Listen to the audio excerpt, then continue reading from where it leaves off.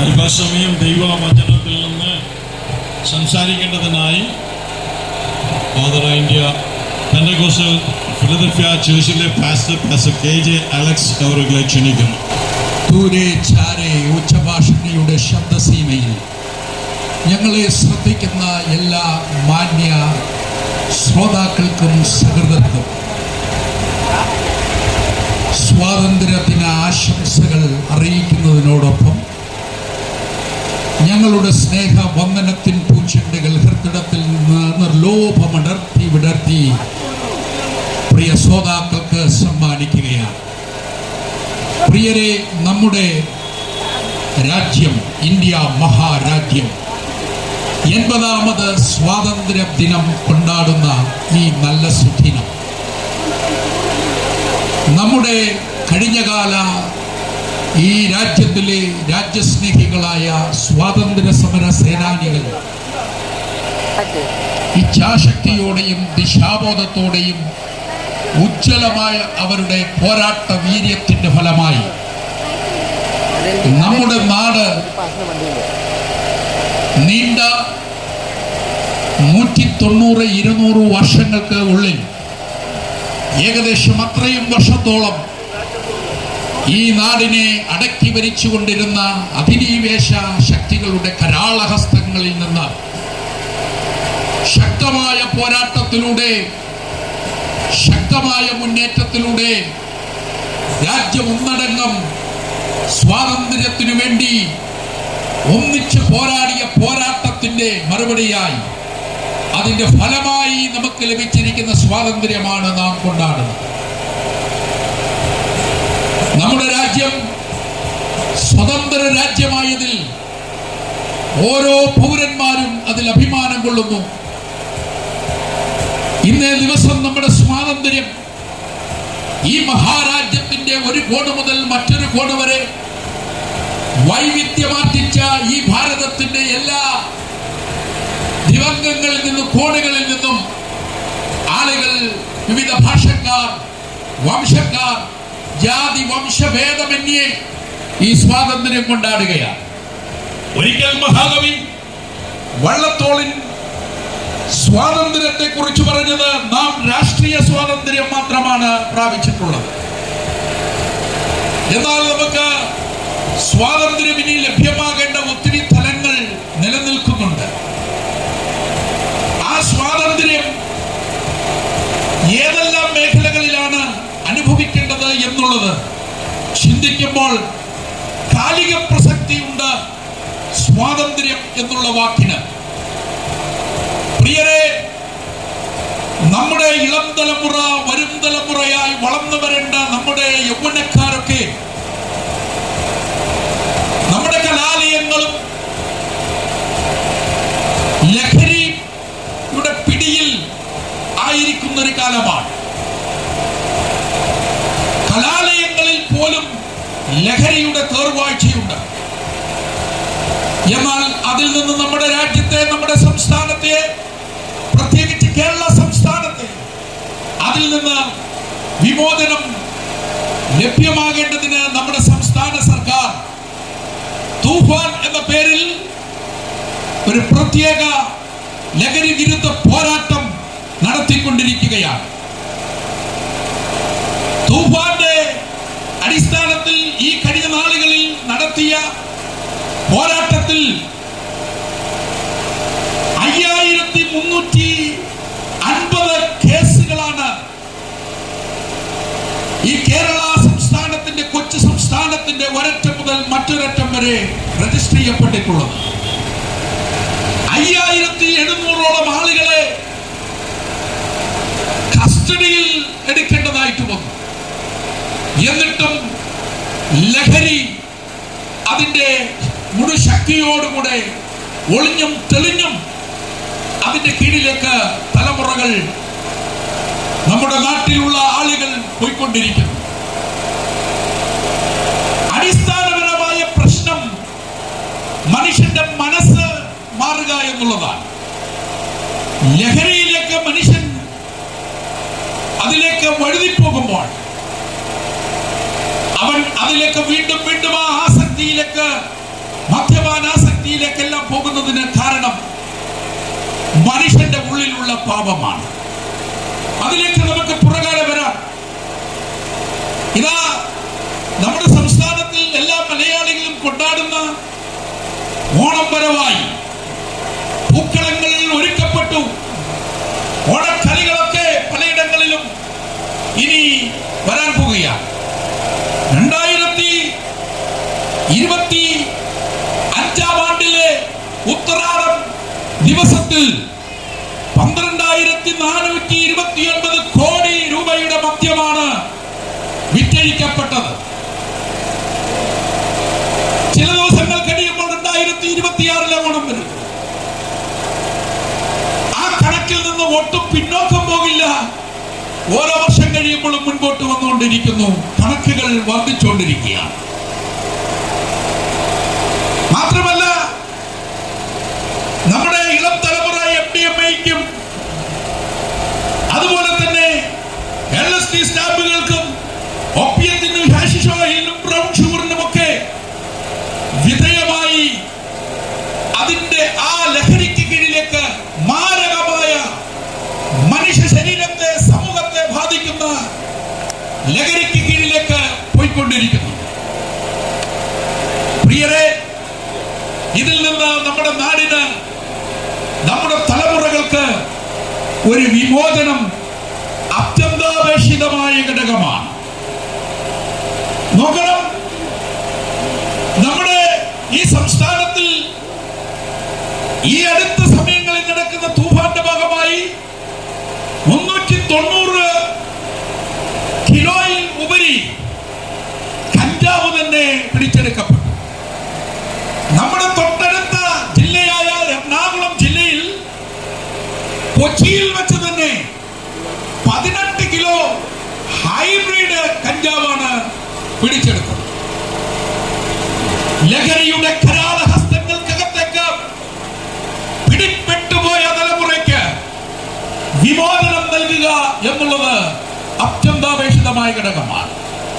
നമ്മുടെ സംസ്ഥാനം ഒന്നടങ്കം കക്ഷി രാഷ്ട്രീയ ഭേദമന്യേ സകല ആളുകളും കരം കോർത്ത് പിടിച്ച് നടത്തിക്കൊണ്ടിരിക്കുന്ന ഈ പോരാട്ടത്തിന് ഞങ്ങൾ ഐക്യദാർഢ്യം പ്രഖ്യാപിച്ചുകൊണ്ടാണ് ഇവിടെ നിൽക്കുന്നത്. എന്നാൽ ലഹരിയുടെ, മദ്യത്തിന്റെ, മയക്കുമരുന്നിന്റെ ആസക്തി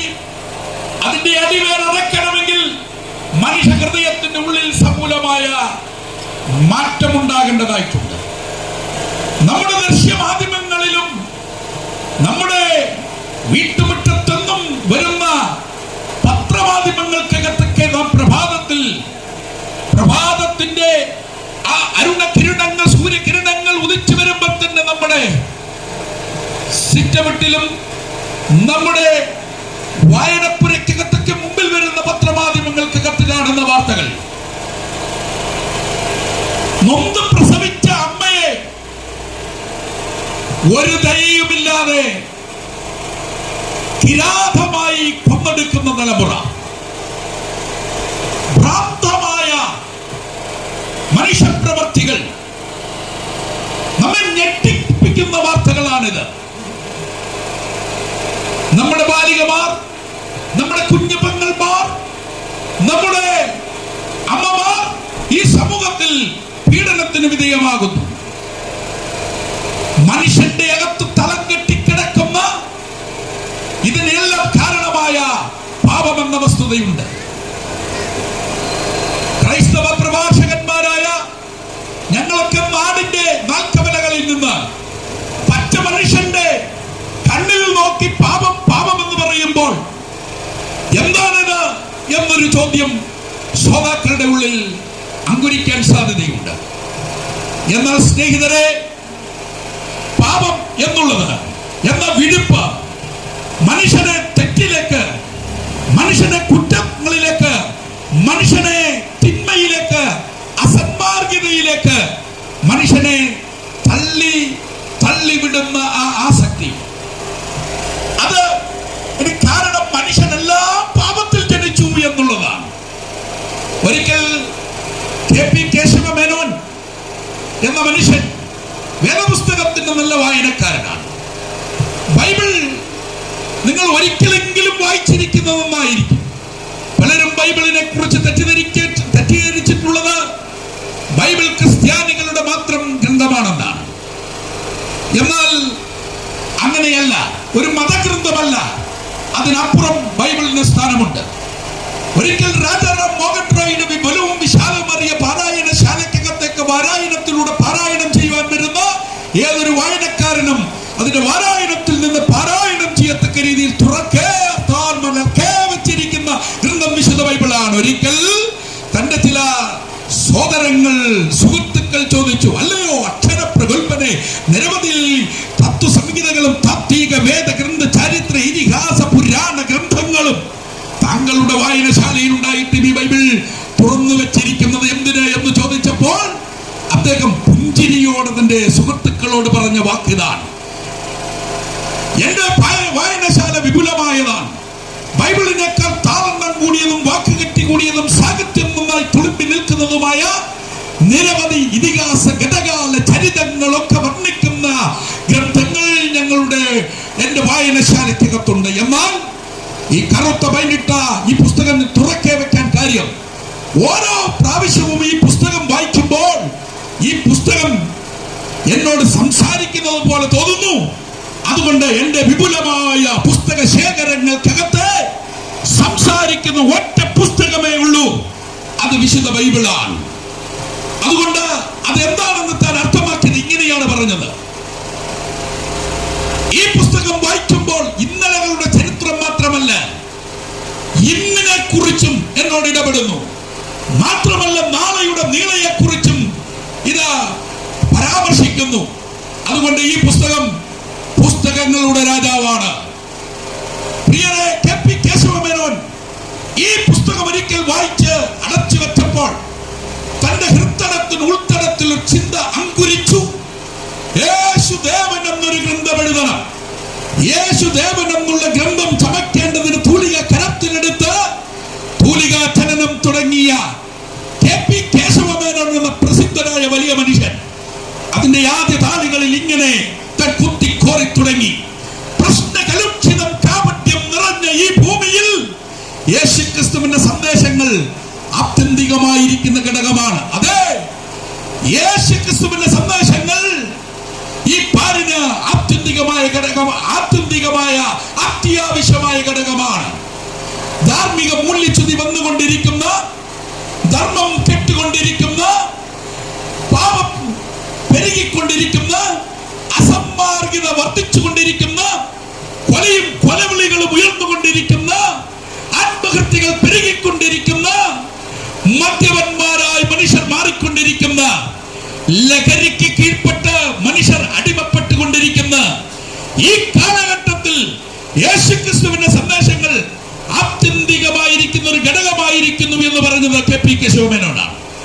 അതുകൊണ്ട് പ്രിയമുള്ളവരെ, പാപത്തിന് അടിസ്ഥാനപരമായ പരിഹാരം ഉണ്ടാകണം. പാപത്തെ പരിഹരിക്കാൻ ആർക്ക് പറ്റും? പാപമില്ലാത്തവനെ പറ്റുകയുള്ളൂ. പാപമില്ലാത്തവനെ പറ്റുകയുള്ളൂ. പാപമില്ലാത്തൊരുത്തനെ കുറിച്ച് ആർഷഭാരതത്തിലെ പൂർവിക സംസ്കാരിക കൃതികൾക്കകത്ത് ഞാൻ പാരായണം ചെയ്യവേ കണ്ടൊരു കാര്യം, കാമയക്ഷം ക്രോധയക്ഷം രജഗുണം സമുത്ഭവം മഹാശനം മഹാപത്മം വിധേനമികവൈന്യമെന്ന് കാമക്രോധാദികളെ അടക്കുന്നവനിലാണ് യഥാർത്ഥ രജഗുണമുള്ളതാർത്താൽ തിരുഗുണമുള്ളത്. ആകയാൽ ബൈബിൾ പഠിപ്പിക്കുന്നു, യേശുക്രിസ്തു പാപമടിക സകലത്തിലും പരീക്ഷിക്കപ്പെട്ടവനാണ്. പാപമില്ലാത്തവനായി ഉലകത്തിൽ വന്ന് പാപികൾക്ക് വേണ്ടി മരിച്ച, പാപികൾക്ക് വേണ്ടി ഏൽപ്പിക്കപ്പെട്ട ഏക ഒരുവൻ, അത് ഞങ്ങൾ ഇവിടെ ഉയർത്തുന്ന നസറേയനായ യേശുക്രിസ്തു എന്ന ശ്രേഷ്ഠനാണ്. മാനവജാതിയുടെ പാപത്തിന്റെ പരിഹാരത്തിന് വേണ്ടി എന്നെ കേൾക്കുന്ന സുഹൃത്തേ, താങ്കൾക്ക് വേണ്ടി സമാധാനമില്ലാതെ, ജീവിതത്തിൽ സ്വസ്ഥതയില്ലാതെ, രാത്രിയിൽ ഉറക്കം നഷ്ടപ്പെട്ടവരുമായൊക്കെ ഈ ദേശത്തിന്റെ ചുറ്റളവിൽ പാർക്കുന്നവരെ, നമ്മുടെ ഓരോരുത്തരുടെയും പാപത്തിന്റെ പരിഹാരത്തിന് വേണ്ടിയാണ് യേശു ഉലകത്തിൽ വന്നത്. യേശു ഉലകത്തിൽ വന്നു, തന്നെത്താൻ ഏൽപ്പിക്കപ്പെട്ടു, നമ്മുടെ മേൽ വരേണ്ടുന്ന ശിക്ഷ മുഴുവനും ഏറ്റെടുത്ത് നമുക്ക് പകരമായി കാൽവരി ക്രൂശിൽ യാഗമായി തീർന്നു. ആ യേശു എന്റെ പാപത്തിന്റെ പരിഹാരത്തിന് വേണ്ടി മരിച്ചു, അടക്കപ്പെട്ടു, ഉയർത്തെഴുന്നേറ്റുവെന്ന് ഹൃദയം കൊണ്ട് വിശ്വസിച്ച് രക്ഷിതാവും കർത്താവുമായിട്ട് ഹൃദയം കൊണ്ട് സ്വീകരിക്കുകയും വായ് കൊണ്ട് ഏറ്റുപറയുകയും ചെയ്യുന്നയാൾ അവൾ ക്രിസ്തുവിന്റെ മകനായി മാറുകയാണ്. അവന്റെ കർത്തൃത്വം കർത്താവായ യേശുക്രിസ്തു ഏറ്റെടുക്കുകയാണ്. അവന്റെ സകല പാപാസക്തികളിൽ നിന്നും വിമോചനം അവന് ലഭ്യമാകുകയാണ്. ലഹരിക്ക് അടിമയായിരിക്കുന്ന, മദ്യപാനത്തിന് അടിമയായിരിക്കുന്ന, അത് വിട്ടൊടിയണമെന്ന് ആശയുണ്ടെങ്കിലും അതിന് പരിഹാരം ജീവിതത്തിൽ ലഭിക്കാതെ പിന്നെയും പിന്നെയും ആ തെറ്റിലേക്ക് പോയിക്കൊണ്ടിരിക്കുന്ന ആരെങ്കിലും എന്നെ കേൾക്കുന്നെങ്കിൽ, നിങ്ങൾക്ക് സമാധാനം നൽകാൻ, നിങ്ങളെ ആ ആസക്തിയിൽ നിന്ന് പൂർണ്ണമായി നിങ്ങളുടെ കുടുംബത്തെ രക്ഷിപ്പാൻ, നിങ്ങളെ രക്ഷിപ്പാൻ യേശു മതിയായവനാണ്. യേശു കർത്താവിൽ നിന്നുള്ള അതിവ്യമായിരിക്കുന്ന സമാധാനം, അതിവ്യമായിരിക്കുന്ന സ്വസ്ഥത നിങ്ങളുടെ ഭവനത്തിൽ, നിങ്ങളുടെ ഹൃദയത്തിൽ, നിങ്ങളുടെ കുടുംബത്തിൽ വന്നു കഴിയുമ്പോൾ ഒരു സ്വർഗമായി നിങ്ങളുടെ ഹൃദയം മാറുകയാണ്. അതുകൊണ്ട് എന്നെ കേൾക്കുന്ന ശ്രോതാക്കൾ ഇരിക്കുന്ന ഇരിപ്പിടത്തിൽ, നിൽക്കുന്ന ഇടങ്ങളിൽ, എവിടെ നിന്നോ വീടുകൾക്കകത്തു നിന്നോ കിളിവാതിലുകൾ തുറന്നോ ഒക്കെയായി ശബ്ദം കേൾക്കുന്നവർ, അവരോടുള്ള അഭ്യർത്ഥന, നിങ്ങളായിരിക്കുന്ന സ്ഥലത്ത് നിങ്ങളുടെ ഹൃദയം തുറന്നു വെച്ച് ഇങ്ങനെ പറയാം, യേശുവേ എന്റെ ഉള്ളിൽ വരണമേ, കർത്താവായി വരണമേ, അങ്ങന്റെ രക്ഷകനാണ് എന്ന് ആർ സ്വീകരിക്കും, അവരിൽ സമൂലമായ മാറ്റം വരുത്താൻ യേശു ശക്തനാണ്. ഏത് പരിക്കനായ മനുഷ്യനെയും മെരുക്കി ഒരുക്കി എടുക്കുവാൻ കരുത്തനാണ് യേശു. ഞങ്ങളൊക്കെ ഒരു നാളിൽ അങ്ങനെ പോയവരാണ്. എന്നാൽ ഞങ്ങളെയൊക്കെ സമൂലമായ മാറ്റത്തിലേക്ക് കൊണ്ടുവന്നത് പവിത്രമായ ഈ സുവിശേഷമാണ്. അതുകൊണ്ട് പവിത്ര സുവിശേഷത്താൽ വിപ്ലവകരമായ സ്വാതന്ത്ര്യം ഈ നാടിന് ഉണ്ട് എന്ന് ഉറക്കെ ഉറക്കെ ഉറക്കെ പ്രസ്താവിച്ചുകൊണ്ട് ഞങ്ങളുടെ വാക്കുകൾക്ക് ഇവിടെ കുത്തിടുന്നു. സർവകൃപാലുവായ കർത്താവ് നമ്മെ ആശീർവദിക്കുമാറാകട്ടെ. ഞങ്ങള് ശ്രദ്ധയോടെ ഇതുവരെയും ശ്രദ്ധിച്ച എല്ലാ ദേശനിവാസികൾക്കും കർത്താവായ യേശുക്രിസ്തുവിൻ നാമത്തിൽ വന്ദനം പറയുന്നു. സമൂഹം ഇന്ന് നേരിടുന്ന ഈ വലിയ വിപത്തിനെ എങ്ങനെ അഭിമുഖീകരിക്കുവാൻ കഴിയും, നേരിടുവാൻ കഴിയും, വിജയം നേടുവാൻ കഴിയും, പാപത്തിന്റെ അന്ധകാരത്തിൽ നിന്ന് എങ്ങനെ നിത്യ രക്ഷയ്ക്ക് അവകാശിയായി തീരുവാൻ കഴിയുമെന്നുള്ള ദൈവവചന സത്യങ്ങൾ കർത്താവിന്റെ ദാസൻ വിളിച്ചറിയുകയുണ്ടായി. ആ കർത്താവിനെ രക്ഷകനായി സ്വീകരിച്ച് ആ കർത്താവിന് വേണ്ടി ജീവിതത്തെ ഏൽപ്പിച്ചു കൊടുത്ത് മുൻപോട്ട് പോയി സ്വർഗീയ സന്തോഷം സമാധാനം അനുഭവിപ്പാൻ എല്ലാവരെയും കർത്താവ് സഹായിക്കട്ടെ എന്ന് പറഞ്ഞ് വാക്കുകളെ ചുരുക്കുന്നു. ഇപ്പോൾ കൊയർ വീണ്ടും ഒരു ഗാനം കൂടെ പാടും. പാടിയ ശേഷം പ്രാർത്ഥിച്ച് ആശീർവാദം പറയുന്നതായി.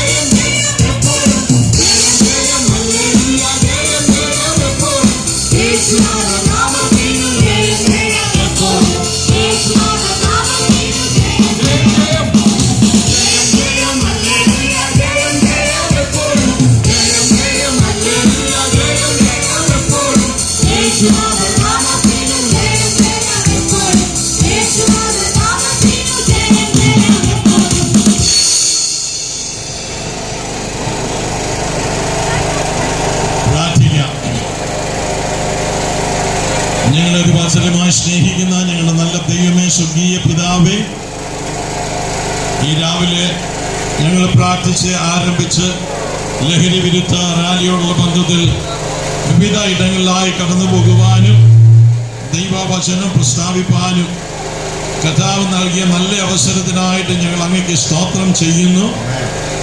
ഇന്ന് ഞങ്ങളിവിടെയും ഈ സത്യവചനം ഘോഷിപ്പാൻ തക്കവണ്ണം ഇടയായി ജീവിതത്തിൽ പലവിധ വിഷയങ്ങളുടെ മുൻപിൽ ഭാരപ്പെട്ട മനം കലങ്ങി ജീവിക്കുന്ന എല്ലാ വ്യക്തികൾക്ക് വേണ്ടിയും പ്രാർത്ഥിക്കുന്നു. രക്ഷകനായ യേശു ക്രിസ്തുവിലൂടെയുള്ള സ്വർഗീയ സമാധാനം, സന്തോഷം, സ്വാതന്ത്ര്യം അവർ അനുഭവിക്കുവാൻ, അനുഗ്രഹിക്കപ്പെട്ട ജീവിതം നയിക്കുവാൻ, നിത്യമായ ജീവന് അവകാശികളായി തീരുവാൻ ഈ ദേശത്തുള്ള എല്ലാ പ്രിയപ്പെട്ടവർക്കും ദൈവമായ കർത്താവ് കൃപ ചെയ്യണമെന്ന് പ്രാർത്ഥിക്കുന്നു. ഞാൻ നിങ്ങൾ പാടുവാൻ നിന്റെ മക്കളെ സഹായിച്ചല്ലോ. വചന ശുശ്രൂഷ നടത്തുവാൻ കർത്താവിന്റെ ദാസനെ ദൈവം കരങ്ങളെടുത്തതായിട്ട് സ്തോത്രം ചെയ്യുന്നു. ഞങ്ങൾ മടങ്ങിപ്പോകുന്ന പിരിയാത്ത സാന്നിധ്യം കൂടെ ഇരിക്കണം. കർത്താവായ യേശുവിനെ സ്വീകരിപ്പാൻ ഒരുക്കമുള്ള അനുഭവത്തിൽ ജീവിപ്പാൻ ദൈവം ഞങ്ങളെ സഹായിക്കണമെന്ന് പ്രാർത്ഥിക്കുന്നു. സകല മഹത്വം ഞങ്ങൾ ദൈവത്തിന് അർപ്പിക്കുന്നു. പ്രാർത്ഥന കേൾക്കുന്നത് കൊണ്ട് സ്തോത്രം ചെയ്യുന്നു. യേശു ക്രിസ്തുവിൻ തന്നെ നാമത്തിൽ അപേക്ഷിക്കുന്നു. കേൾക്കുമാറാകണം നല്ല പിതാവേ. പിതാവായ ദൈവത്തിന്റെ സ്നേഹവും പുത്രനായ യേശു ക്രിസ്തുവിന്റെ കൃപയും പരിശുദ്ധ റൂഹായുടെ കൂട്ടായ്മ ഈ പരസ്യ മീറ്റിംഗ് സംബന്ധിച്ച എല്ലാ പ്രിയമുള്ളവരോടുകൂടെയും വചനം കേട്ട എല്ലാ പ്രിയമുള്ളവരോടും ഇന്ന് വന്നേക്ക് ക്രിസ്തുയേശുവിന്റെ മേഘപ്രത്യക്ഷത വരെ ഉണ്ടായിരിക്കുമാറാകട്ടെ. കർത്താവായ യേശുക്രിസ്തു പാപികളെ, രോഗികളെ, പരിശുദ്ധാത്മാവിനെ രാജാവായി നിന്റെ ദൈവത്തെ എതിരേൽപ്പാൻ അഖില